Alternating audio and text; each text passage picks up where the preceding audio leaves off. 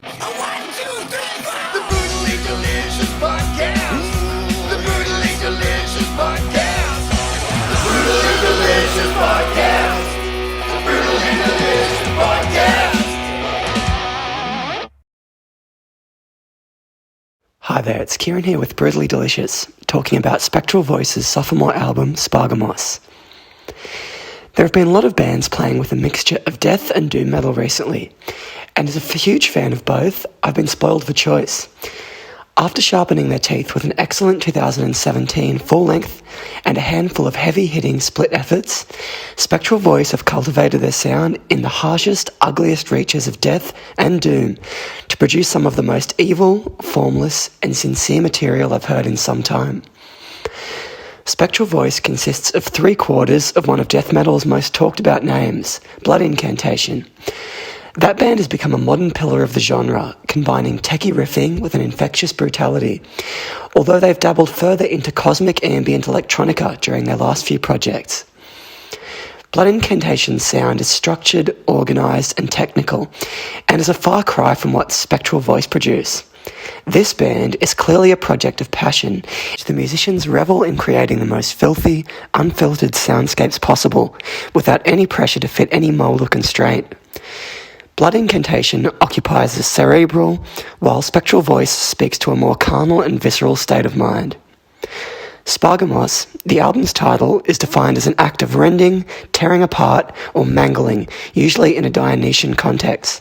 Fittingly, the album is the auditory embodiment of being torn apart slowly by ancient titans over the duration of the 45-minute journey, encompassing all things morbid and mournful.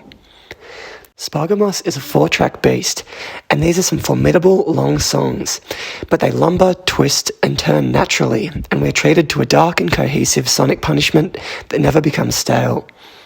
All 4 tracks here are both expansive and suffocating at the same time, opening up into a huge, doom-laden sections and relentless blasting passages. The glacial pace can be described as entering funeral doom territory in some moments, and the use of pause and patience only heightens the devastating impact. There are some embellishments like haunting chimes and bells that heighten the occult eeriness, but Spectral Voice don't rely on gimmicks or layers of added atmosphere, and the terror is captured solely through their instrumentation.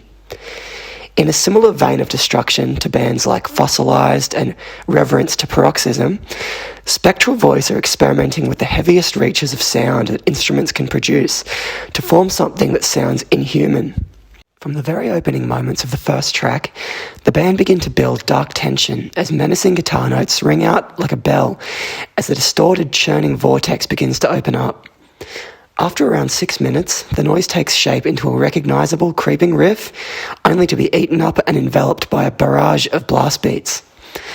The last few minutes of the track crumble back into a slow, plodding pace, and clean, chanted vocals and echoing, eerie lead work close out the track in a very cathartic way. The ghostly, glistening guitar in the second track are instantly gripping, and the pummeling drums have an almost black metal momentum, before things are slowed down to a horrifying, mutant slug's pace once again. The production is muddy and plays a part in amplifying the oppressive mood, and these moments of clarity are quite poignant amidst the chaos. The whole album feels like a meditation on death and all things bleak, but there is a thoughtful melancholy that sometimes permeates through the murk. The vocals live up to the band's namesake, as they range from wraith-like whispers to ghastly howls and demented shouting. The delivery is not tapped into either rhythm or cadence, and acts almost as another instrument, both powerful and lamenting at the same time. It's impressive to note that vocalist Eli Wendler, the sole member of Spectral Voice absent from the Blood Incantation lineup, delivers both drums and vocals live at the same time, and does so flawlessly. Altogether, the songs don't rely on earworm hooks or encapsulating melody, but rather an inescapable sense of dread. The album feels ceremonial, almost processional, and I could see some listeners shying away from its expansive passages, especially those looking for something more immediate and riff-centric. Portal and Latter-day Blut al Snord are both bands who have taken death and black metal, which are already dark genres, and made their own twists to produce disorienting, almost surreal music that challenges the listener through their unique sonic palette.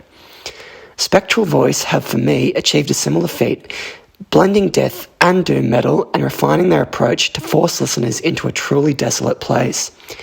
This is not easy listening, but rather a ritual journey that is best consumed, or rather allowed to consume you in one sitting. I'm a glutton for punishment, and I think the album is best experienced through some good headphones laying in bed. It's definitely not a comfortable or casual listen, but the sheer heaviness and unrelentingly bleak atmosphere is something to behold.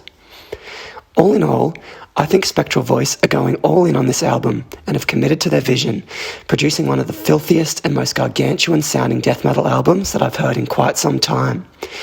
It certainly isn't pretty, but if you're willing, it's an infectious slice of cosmic and spiritual unease that challenges the boundaries of heaviness and brutality.